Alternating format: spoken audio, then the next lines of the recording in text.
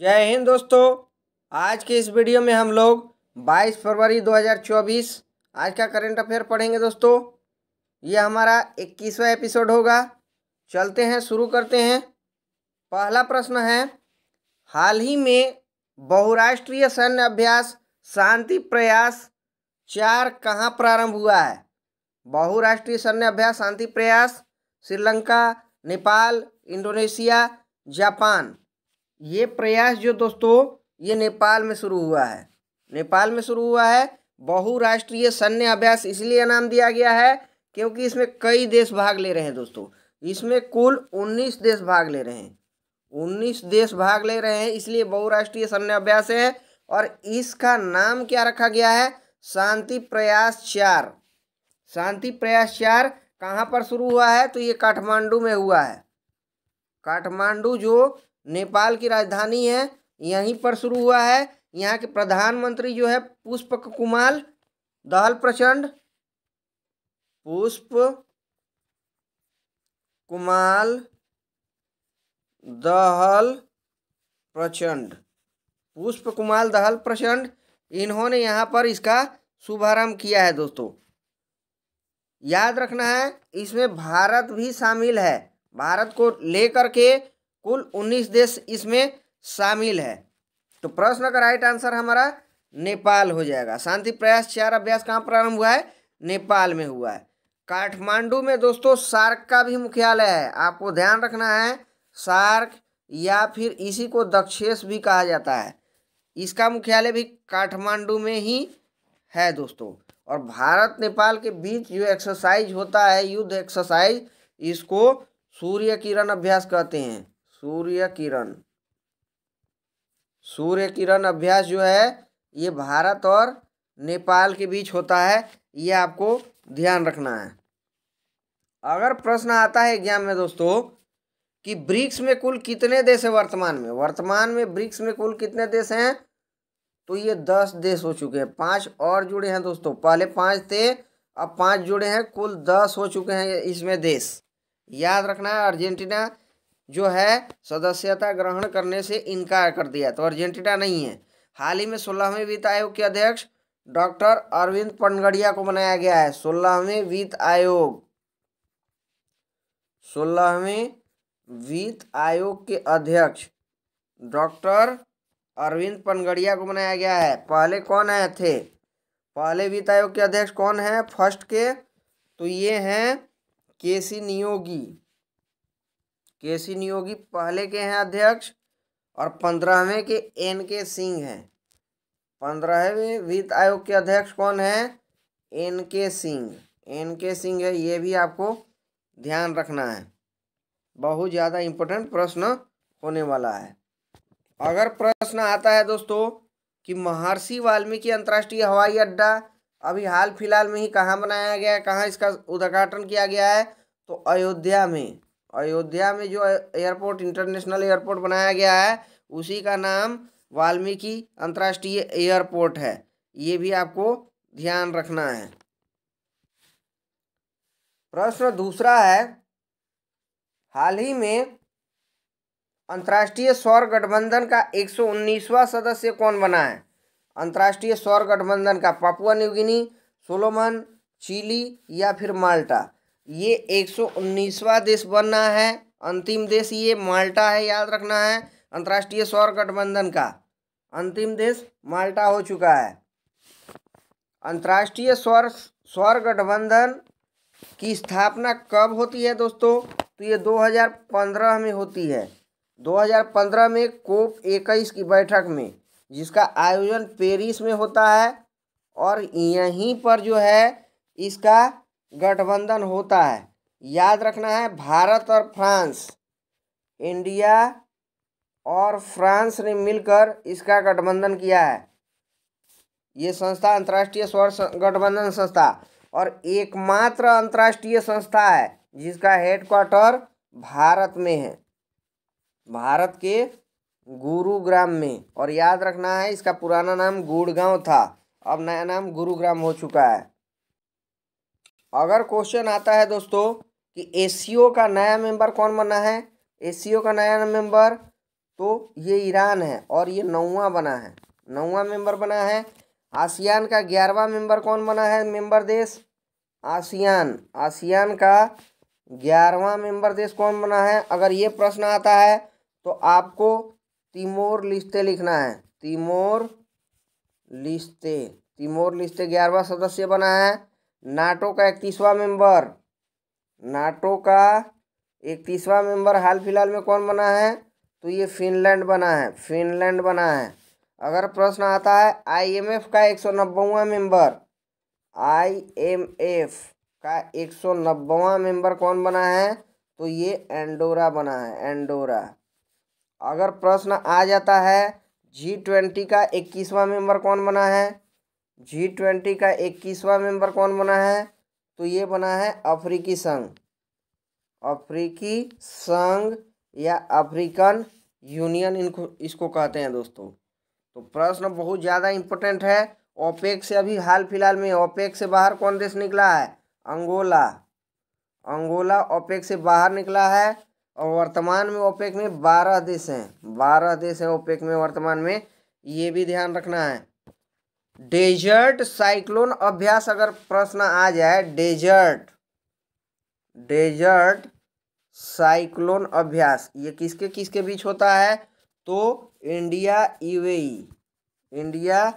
UAE के बीच desert cyclone अभ्यास होता है। और यही सिर्फ साइक्लोन अभ्यास आएगा, साइक्लोन अभ्यास आता है तो ये इंडिया प्लस मिस्र के बीच है, मिस्र के बीच है। याद रखना है, ज़्यादा इम्पोर्टेंट प्रश्न है और ऐसे प्रश्न बराबर एग्जाम में आते हैं। हाल फिलहाल में जो है MS स्वामीनाथन पुरस्कार किसको दिया गया है? BR कम्बोज को। MS स्वामीनाथन पुरस्कार BR कम्बोज को दिया गया है, BR कम्बोज को दिया गया है, ये भी ध्यान रखना है। और MS स्वामीनाथन को हाल फिलहाल में घोषणा की गई है भारत रत्न देने की। अगर क्वेश्चन आता है हाल ही में न्यू स्पेस इंडिया लिमिटेड ने GSAT-20 को किस रॉकेट से भेजा है? तो फाल्कन 9 से भेजा है, फाल्कन 9 से भेजा है। और ये फाल्कन 9 किस कंपनी का रॉकेट है? स्पेसएक्स कंपनी का रॉकेट है। ध्यान रखना है, किर्गिस्तान ने अपना राष्ट्रीय प्रतीक हाल फिलहाल में घोषित किया है। किसको? हिम तेंदुआ को अपना राष्ट्रीय प्रतीक घोषित किया है किर्गिस्तान ने। और हिम तेंदुआ जो है ये लद्दाख का राजकीय पशु है, ये भी ध्यान रखना। राष्ट्रीय प्रतीक किर्गिस्तान का घोषित हुआ है। दोस्तों हाल ही में देश में पहली बार मल्टी स्पोर्ट बीच गेम कहाँ हुआ है?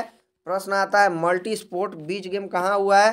तो ये दीव में हुआ है, दीव में हुआ है मल्टी स्पोर्ट्स बीच गेम। और इसमें फर्स्ट कौन आया है? तो फर्स्ट पोजीशन पर आया है मध्य प्रदेश, MP। चलते हैं प्रश्न 3 की ओर। हाल ही में अंतर्राष्ट्रीय मातृभाषा दिवस 2024 कब मनाया गया? 18 फरवरी, 19 फरवरी, 20 फरवरी, 21 फरवरी। ये अंतर्राष्ट्रीय मातृभाषा दिवस प्रत्येक वर्ष 21 फरवरी को मनाया जाता है दोस्तों। क्यों मनाया जाता है? 21 फरवरी 1952, 21 फरवरी 1952 का वो दिन है जिस दिन बंगाली भाषा आंदोलन हुआ था। मैं फिर दोहरा रहा हूँ, बंगाली भाषा आंदोलन, बंगाली भाषा आंदोलन हुआ था। और इस आंदोलन में जो है दोस्तों बहुत छात्रों की हत्या हो गई थी, छात्रों की हत्या हो गई थी। और इसी कारण जो है 21 फरवरी को अंतर्राष्ट्रीय मातृभाषा दिवस मनाया जाता है। क्योंकि बंगाली छात्रों ने इसी दिन आयोजन जो है क्या किया था? आंदोलन किया था और उनमें से कईयों की हत्या हो गई थी। इसीलिए 21 फरवरी को अंतर्राष्ट्रीय मातृभाषा दिवस मनाया जाता है। ऐतिहासिक घटना यहाँ पर हुआ है दोस्तों। तो प्रश्न का राइट आंसर 21 फरवरी हो जाएगा। ये अभी जो 2024 में मनाया जा रहा है ये 25वां क्रम है, ये 25वां नंबर का है 2024 में जो मनाया जा रहा है, याद रखना इस बात का। और इसका थीम क्या है? बहुभाषी शिक्षा। बहुभाषी शिक्षा, बहुभाषी शिक्षा इसका थीम है, ये भी आपको ध्यान रखना है। अगर प्रश्न आता है कि हाल में मोटे अनाजों के उत्पादन को बढ़ावा देने के लिए रानी दुर्गावती श्री अन्न प्रोत्साहन योजना कहां पर प्रारंभ किया गया है? तो एमपी में, एमपी में किया गया है, मध्य प्रदेश में रानी दुर्गावती श्री अन्न प्रोत्साहन योजना मध्य प्रदेश। अब मोटे अनाज के लिए उत्कृष्टता केंद्र कहाँ पर है? हैदराबाद में है, ये भी आपको ध्यान रखना है। अभी हाल फिलहाल में 58वां अखिल भारतीय डीजीपी आईजीपी वार्षिक सम्मेलन कहाँ हुआ है? तो ये जयपुर में हुआ है। जयपुर राजस्थान की राजधानी है और यहीं पर 58वां अखिल भारतीय डीजीपी आईजीपी वार्षिक सम्मेलन हुआ है। आईपीएस रश्मि शुक्ला दोस्तों, रश्मि शुक्ला हाल फिलहाल में महाराष्ट्र की पहली महिला पुलिस निदेशक बनी है, ये भी आपको ध्यान रखना है। हाल फिलहाल में दोस्तों पीएम मोदी पर जो है अपमानजनक टिप्पणी करने के कारण 3 मंत्री को निलंबित किसने किया है? तो ये मालदीव ने किया है। मालदीव ने 3 मंत्री को निलंबित किया है। क्वेश्चन सभी इंपॉर्टेंट है और कहीं से भी क्वेश्चन आ सकते हैं। शेख हसीना अभी हाल फिलहाल में बांग्लादेश की प्रधानमंत्री बनी है, शेख हसीना। क्रम यहाँ पर आएगा, किस क्रम की बनी है? 5वीं बार ये बनी है। कितनी बार बनी है? तो ये 5वीं बार बनी है बांग्लादेश की प्रधानमंत्री। चलते हैं प्रश्न 4 की ओर। हाल ही में चर्चा में रहे आईबीएसए फंड का गठन कब किया गया था? वर्ष 2004, वर्ष 2005, वर्ष 2006, वर्ष 2007। ये वर्ष 2004 का साल है जब इसका गठन किया गया था। आईबीएस नाम से स्पष्ट है यहाँ पर दोस्तों। आई से इंडिया है, यहाँ पर आई से इंडिया है, बी से ब्राज़ील है और ए से साउथ अफ्रीका है। तो इसमें 3 कंट्री है, इंडिया, ब्राज़ील और साउथ अफ्रीका। ये तीनों देश जो है दक्षिणी महाद्वीप हैं। दक्षिणी महाद्वीप है तीनों देश दोस्तों, विकासशील देश हैं। विकसित देश को नॉर्थ कहते हैं और विकासशील देश को साउथ कहते हैं। तो ये साउथ कंट्रीज हैं, याद रखना है, विकासशील कंट्रीज है। आईबीएस इसका गठन 2004 में हुआ, यही प्रश्न था हमारे से। और इन्हीं तीनों देशों ने मिल करके दोस्तों अभी आईबीएसए फंड का गठन किया है। आईबीएसए फंड का गठन किया है, इसमें $10 लाख जो है खर्चा किया जाएगा। $10 लाख इन तीनों देश के द्वारा मिला करके खर्चा किया जाएगा। किस पर? तो गरीबी उन्मूलन, अब भूख को नाबूद करने के लिए भूख उन्मूलन कर सकते हैं।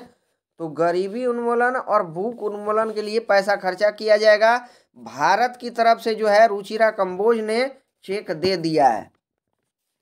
रुचिरा कंबोज यूएनओ में स्थायी प्रतिनिधि भारत की है, रुचिरा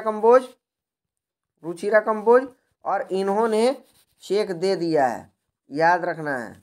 बहुत ज़्यादा इम्पोर्टेंट प्रश्न है, याद रखना। इस प्रश्न का राइट आंसर हमारा सिर्फ इतना था कि आईबीएसए फंड का गठन कब किया गया है?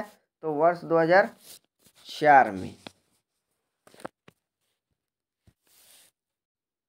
अगर प्रश्न आता है दोस्तों कि क्वाड में कितने देश हैं? तो 4 देश हैं, याद रखना है, इंडिया, जापान, ऑस्ट्रेलिया और यूएसए। I2U2 में कितने देश हैं? तो भी 4 ही देश हैं। I2U2 इंडिया, उसके बाद इसमें जो है इजराइल है, यू से यूएई और यू से यूएसए, 4 देश हैं। G7 में 7 देश हैं दोस्तों। बराबर प्रश्न यहाँ से आता है। G7 में कितने देश हैं? तो 7 देश हैं, सॉरी 4 नहीं 7 देश हैं G7 में। Germany, France, Japan, USA, Italy, Canada और इंग्लैंड, कुल यहाँ पर 7 देश हैं। क्वेश्चंस आते हैं यहाँ से दोस्तों। अगर प्रश्न आता है कि हाल ही में जो किस राज्य का केकीर और वांचो लकड़ी, केकीर और वांचो, केकीर और वांचो लकड़ी के शिल्प को जीआई टैग मिला है, तो ये अरुणाचल प्रदेश है। अरुणाचल प्रदेश के केकीर, आदि केकीर इसको कहा जाता है दोस्तों, आदि केकीर, आदि केकीर वांचो लकड़ी के शिल्प को जीआई टैग मिला है। हाल ही में वर्ष 2024 के पहले चक्रवात अल्वारो कहाँ तबाही मचाया है? 2024 का पहला चक्रवात है, उसका नाम है अल्वारो। ये भी प्रश्न सीधे सीधे आ सकता है कि 2024 का प्रथम जो है चक्रवात कौन है? तो अल्वारो है। ये कहाँ पर आया है? तो मेडागास्कर में आया है, मेडागास्कर में आया है, याद रखना है। प्रतिवर्ष प्रवासी भारतीय दिवस कब मनाया जाता है? 9 जनवरी को, 9 जनवरी को मनाया जाता है, याद रखना है ये भी दोस्तों। हाल फिलहाल में जो है प्रधानमंत्री बने हैं, फ्रांस के प्रधानमंत्री, समलैंगिक प्रधानमंत्री है ये, और सबसे युवा है जिनका नाम है गैब्रियल अटल, गैब्रियल अटल है, गैब्रियल अटल। और यहाँ के राष्ट्रपति इमैनुअल मैक्रोन है फ्रांस के, ये भी आपको ध्यान रखना है। वर्ष 2024 में यूनेस्को के 46वें सत्र की अध्यक्षता किस देश में होगा? तो भारत करेगा इसका अध्यक्षता, भारत 2024 का अध्यक्षता किसका?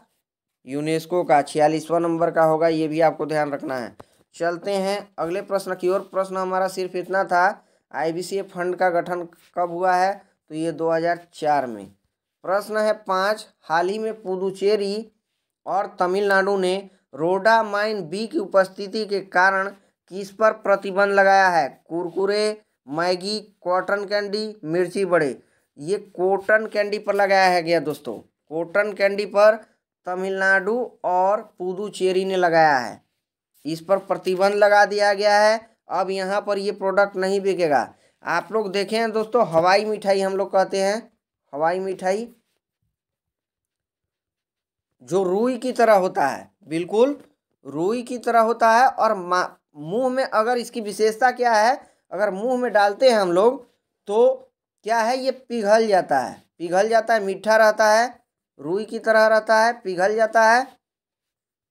यही है वो मिठाई जिसको अंग्रेजी में कॉटन कैंडी कहते हैं। छोटे बच्चे ज़्यादा इसको जो है खाते हैं दोस्तों, तो इसी पर इसको पुदुचेरी और तमिलनाडु की सरकार ने बैन कर दिया है। क्यों बैन किया है दोस्तों? उनका कहना है कि इसमें रोडामाइन बी एलिमेंट उपस्थित है, रोडामाइन बी ये एलिमेंट इसमें उपस्थित है कॉटन कैंडी में, इसलिए बंद किया गया है। और इसी रोडामाइन बी के कारण, रोडामाइन बी के कारण क्या होता है? तो उल्टी होता है, दस्त होता है, कैंसर होता है, और सिर दर्द, तनाव, ये सब बीमारी का हवाला दिया गया है कि इस कॉटन कैंडी अर्थात हवाई मिठाई को खाने से ये सब बीमारियां होती है, जिसके कारण जो है इसको बैन कर दिया है, याद रखना है। अगर प्रश्न आता है दोस्तों विश्व हिंदी दिवस कब मनाया जाता है? तो ये 10 जनवरी को, 10 जनवरी विश्व हिंदी दिवस। 27वां राष्ट्रीय युवा महोत्सव कहाँ पर मनाया गया? हाल फिलहाल में 12 जनवरी को मनाया गया है, स्वामी विवेकानंद के जन्मदिन पर, और ये महाराष्ट्र में मनाया गया है दोस्तों, महाराष्ट्र के नासिक में, महाराष्ट्र के नासिक में मनाया गया है 27वां राष्ट्रीय युवा महोत्सव। ये भी आपको ध्यान रखना है। हनुमानगढ़ी लड्डू को जीआई टैग मिला है, हनुमानगढ़ी लड्डू। ये हनुमानगढ़ी लड्डू कहाँ का है? तो ये अयोध्या का लड्डू है, हनुमानगढ़ी लड्डू, इसको हाल फिलहाल में जीआई टैग मिला है, ये भी आपको ध्यान रखना है। स्काई ट्रैक्स के अनुसार, स्काई ट्रैक्स एक रिपोर्ट है दोस्तों, संस्था है स्काई ट्रैक्स। स्काई ट्रैक्स के अनुसार विश्व का सबसे नंबर 1 हवाई अड्डा कौन है? तो ये चांगी एयरपोर्ट है, चांगी एयरपोर्ट, मैंने कल भी बताया था चांगी एयरपोर्ट। और ये कहाँ पर है? ये सिंगापुर में है, सिंगापुर में है, ये भी ध्यान रखना है। अगर क्वेश्चन आता है कि हाल ही में डीआरडीओ द्वारा लॉन्च उग्रम, बहुत ज़्यादा इंपॉर्टेंट है उग्रम, उग्रम का संबंध किससे है? तो असॉल्ट राइफल से है, असॉल्ट राइफल से है, याद रखना है उग्रम। चलते हैं प्रश्न 6 की ओर। हाल ही में हर घर जल योजना के तहत 100% कवरेज हासिल करने वाला पहला पूर्वोत्तर राज्य कौन सा है? मणिपुर, अरुणाचल प्रदेश, असम, त्रिपुरा। ये अरुणाचल प्रदेश हो चुका है, 100% कवरेज किया है। आपको ध्यान रखना है कि वह 15 अगस्त 2019 का दिन है, 15 अगस्त 2019 का दिन है जब लाल किला के प्राचीर से प्रधानमंत्री जी घोषणा करते हैं किस योजना का? हर घर जल योजना, हर घर जल योजना का लॉन्च करते हैं। अभी जो है 100% कवरेज प्राप्त करने वाला ये अरुणाचल प्रदेश हो चुका है। ऐसा कहा जा रहा है कि यहाँ पर 100% नल लग चुके हैं। यहाँ पर याद रखिए, अभी तक ऐसा कितने स्टेट में हो चुका है केंद्र शासित प्रदेश? ये स्टेट प्लस यूटी मिलाकर अब तक 10 हो चुके हैं दोस्तों, अब तक ये 10 हो चुके हैं। याद रखना इस लिस्ट में कौन कौन आता है? तो अरुणाचल प्रदेश ये तो अभी हम शामिल हो चुका है, गोवा, अंडमान निकोबार द्वीप समूह, दादर नगर हवेली द्वीप समूह, दादर नगर हवेली दमन द्वीप, हरियाणा, तेलंगाना, पुदुचेरी, गुजरात, पंजाब, हिमाचल प्रदेश, ये 7 राज्य होंगे और 3 यूटी होंगे। कुल 10 हो चुके हैं जहां पर हर घर जल योजना जो है 100% हो चुका है। अभी तक 74% पूरा इंडिया में कवर हो चुका है। याद रखना है कुल मिला के 26% बाकी है और ये 26% का टारगेट भी 2024 में पूरा करना है। 2024 में इसको पूरा कर लेना है, ऐसा कहा गया इस रिपोर्ट में। याद रखना है, अगर हम अरुणाचल प्रदेश की बात करेंगे तो इसकी राजधानी कहाँ है दोस्तों? ईटानगर है, ये भी आपको ध्यान रखना है। ईटानगर है इसकी राजधानी। ये 1987 में अस्तित्व में आया है अरुणाचल प्रदेश, इसके साथ गोवा, मिजोरम भी स्टेट में आया था। राष्ट्रीय उद्यान यहाँ पर बहुत ज़्यादा फेमस है जो बार बार एग्जाम में आते हैं, नामदफा, नामदफा राष्ट्रीय उद्यान पहला है और दूसरा जो है यहाँ पर मोलिंग राष्ट्रीय उद्यान है। मोलिंग राष्ट्रीय उद्यान सीधे सीधे क्वेश्चन आता है, मोलिंग नेशनल पार्क कहाँ है?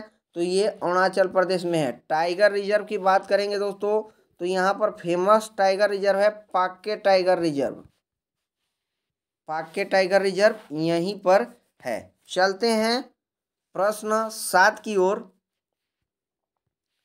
प्रश्न हमारा 7 है, हाल ही में हिमालयन बास्केट किसने लॉन्च किया है? उत्तराखंड, हिमाचल प्रदेश, सिक्किम, असम। ये उत्तराखंड ने किया है दोस्तों। उत्तराखंड के सीएम कौन है? तो पुष्कर धामी है, पुष्कर धामी है और यहीं पर ये हिमालयन बास्केट योजना लॉन्च होती है। इसमें क्या होगा? तो हिमालयी जो प्रोडक्ट है दोस्तों, हिमालयी जो भी प्रोडक्ट है, या तो हम कहिए जड़ी बूटी कहिए या जो भी कहिए, उसको क्या किया जाएगा?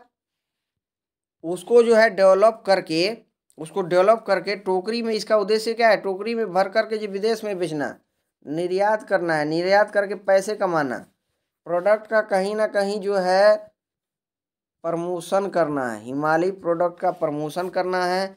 दूध, हल्दी से निर्मित उत्पाद इसमें शामिल है, याद रखना है। गाय के दूध की चुर्पी भी इसमें जो है उत्पाद है एक। तो ज़्यादा से ज़्यादा उत्पाद की बिक्री करेंगे हिमालयी प्रोडक्ट की तो सभी को पता भी चलेगा और जो है कि उससे मुद्रा अर्जित होगा, मुद्रा अर्जित होगा। तो यही उसका इसका उद्देश्य है। अरुणाचल प्रदेश को याकनी की चुर्पी का जीआई टैग मिला है, ये भी ध्यान रखना है। याकनी की चुर्पी का जीआई टैग किसको मिला है? तो अरुणाचल प्रदेश, मध्य प्रदेश नहीं, अरुणाचल प्रदेश को मिला है। ठीक है, चलिए अगला प्रश्न है। अभी आपको ये भी ध्यान रखना है दोस्तों, यूसीसी जो है यूनिफॉर्म सिविल कोड बिल पारित करने वाला ये पहला राज्य बन चुका है ये उत्तराखंड, तो ये भी आपको ध्यान रखना है। और भारत का पहला, एशिया का पांचवा, भारत का पहला कहेंगे और एशिया का पांचवा डार्क स्काई पार्क की मान्यता किसे मिली है? तो पेंच राष्ट्रीय उद्यान को, पेंच राष्ट्रीय उद्यान को। ये एशिया का पांचवा है और इंडिया का फर्स्ट है। ये कहाँ पर है? एमपी महाराष्ट्र के बॉर्डर पर पड़ता है पेंच राष्ट्रीय उद्यान, एमपी महाराष्ट्र के बॉर्डर पर पड़ता है, ये भी आपको ध्यान रखना है। विश्व आर्थिक मंच की 54वीं बैठक हर साल कहाँ पर आयोजित होती है? अभी 54वीं बैठक दावोस में हुई है, दावोस स्विट्जरलैंड। और ये प्रति वर्ष दोस्तों विश्व आर्थिक मंच, वर्ल्ड इकोनॉमिक फोरम की बैठक कहाँ पर होती है? तो दावोस में ही होती है, ये भी आपको ध्यान रखना है। क्वेश्चन आ जाए दोस्तों कि मकर बिलक्कू त्यौहार, मकर बिलक्कू त्यौहार कब मनाया जाता है? तो ये मकर संक्रांति के दिन ही मनाया जाता है मकर बिलक्कू, याद रखना है। सबरीमाला मंदिर केरल, यहीं पर मनाया जाता है। चलते हैं प्रश्न, अगला प्रश्न, प्रश्न नंबर हमारा 8 है। हाल ही में एशिया का सबसे बड़ा जनजातीय महोत्सव समक्का सरलम्मा जतारा कहाँ प्रारंभ हुआ है? केरल, महाराष्ट्र, तेलंगाना, कर्नाटक। ये तेलंगाना में हुआ है दोस्तों। समक्का सरलम्मा जतारा महोत्सव है, ये एशिया का सबसे बड़ा जनजातीय महोत्सव है, इसीलिए ज़्यादा ये बहुत बहुत ज़्यादा इम्पोर्टेंट है। क्वेश्चन यहाँ से सीधे सीधे आना ही आना है दोस्तों। अब इसके ऐतिहासिक परिप्रेक्ष्य देखेंगे दोस्तों, तो ये समक्का जो है ये माँ का नाम है, ये माँ बेटी की कहानी है समक्का। और सरलम्मा जो है उसकी पुत्री है, पुत्री है, बेटी है, समक्का की बेटी सरलम्मा। इन्हीं के नाम पर इस महोत्सव का नाम पड़ा है समक्का सरलम्मा जतारा महोत्सव। ये जनजातीय महोत्सव है, 1 करोड़ लोग इस महोत्सव में भाग लेते हैं, 1 करोड़, याद रखना है। इन्होंने क्या किया था दोनों माँ बेटी ने दोस्तों? इन्होंने जनजातीय अधिकारों के लिए अपनी जान दे दिया था, जनजातीय अधिकारों के लिए इन्होंने अपनी जान दे दिया था, जनजातीय अधिकारों के लिए जान दे दिया था। इसीलिए इन्हीं की याद में ये जो है महोत्सव मनाया जाता है। 4 दिन ये महोत्सव चलेगा, 4 दिन ये महोत्सव चलेगा। तो प्रश्न का हमारा राइट उत्तर हो जाएगा तेलंगाना में ये होगा। याद रखना बथुकम्मा, बोनालू और मेदराम जत्रा यहाँ का फेमस है। बथुकम्मा, बोनालू और मेदराम जात्रा, मेदराम जात्रा फेमस है और यहीं का है, ये तीनों तेलंगाना का ही है, याद रखना है। बहुत ज़्यादा इंपॉर्टेंट प्रश्न है। अगर धानु यात्रा, नुआखाई और राज पर्व आ जाएगा, रज पर्व, धानु यात्रा, नुआखाई और रज पर्व कहाँ का है? तो ये उड़ीसा का है, उड़ीसा का, ये भी आपको ध्यान रखना है। हाल ही में राष्ट्रीय स्टार्टअप दिवस 2024 कब मनाया गया है?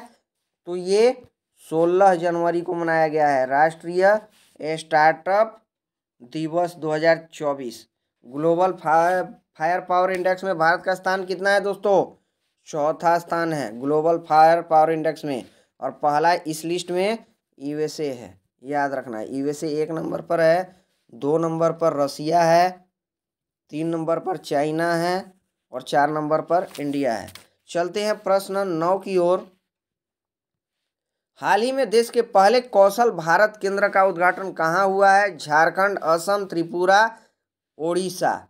ये कौशल भारत केंद्र का उद्घाटन हुआ है दोस्तों, ये उड़ीसा में हुआ है। किसने किया है? हमारे लिए ये प्रश्न इंपॉर्टेंट होगा, तो धर्मेंद्र प्रधान ने किया है। धर्मेंद्र प्रधान कौन है? तो ये भारत के शिक्षा मंत्री और कौशल विकास मंत्री हैं, याद रखना है।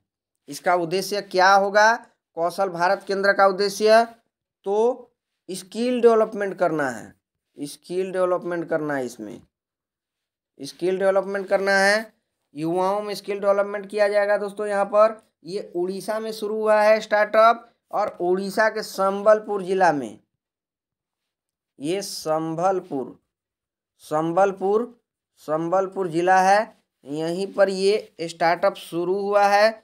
याद रखना है, चॉइस के हिसाब से किसी भी क्षेत्र में, चॉइस के हिसाब से किसी भी क्षेत्र में आपको जो है प्रशिक्षण दिया जाएगा, चाहे वो मीडिया क्षेत्र हो गया,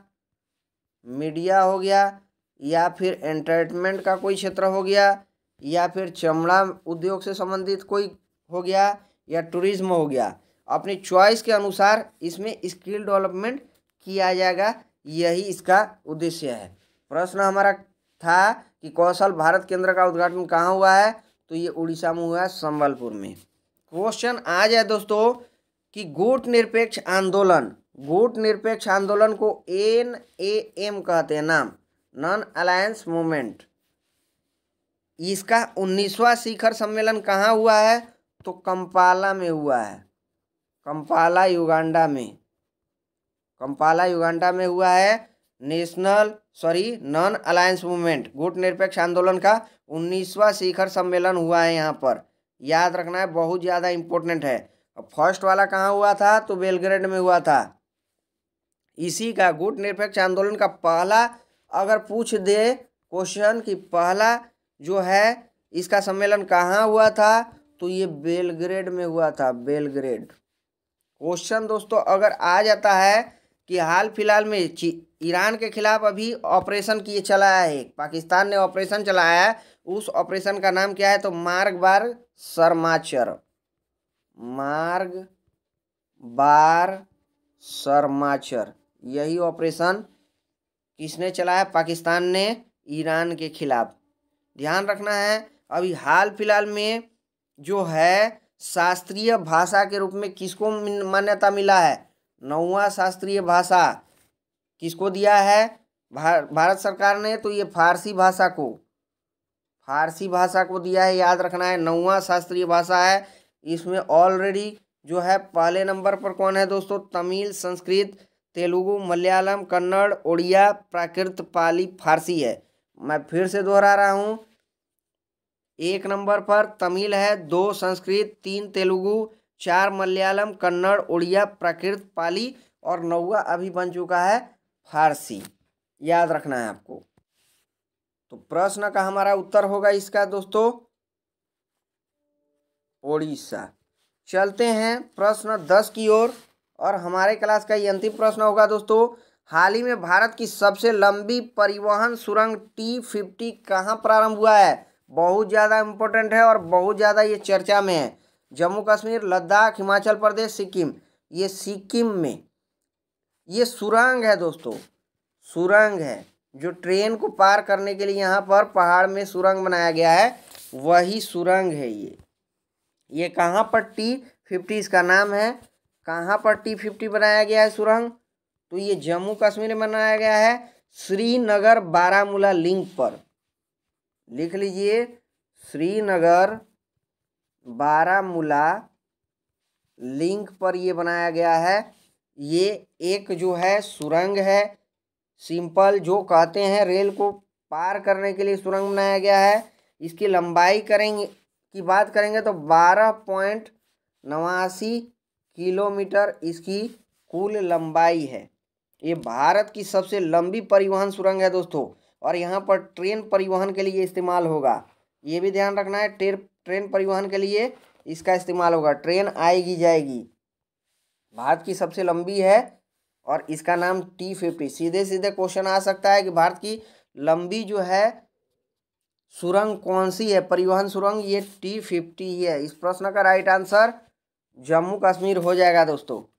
अगर क्वेश्चन आता है कि हाल ही में भारतीय सेना ने जम्मू कश्मीर में आतंकियों को खदेड़ने के लिए कौन सा अभियान चलाया है, तो ये ऑपरेशन सर्वशक्ति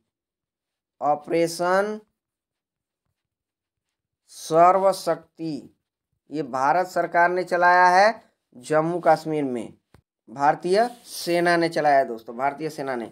अगर क्वेश्चन आ जाता है दोस्तों, असम राज्य के सर्वोच्च नागरिक सम्मान असम वैभव पुरस्कार से हाल फिलहाल 2023 का असम वैभव पुरस्कार किसको दिया गया है?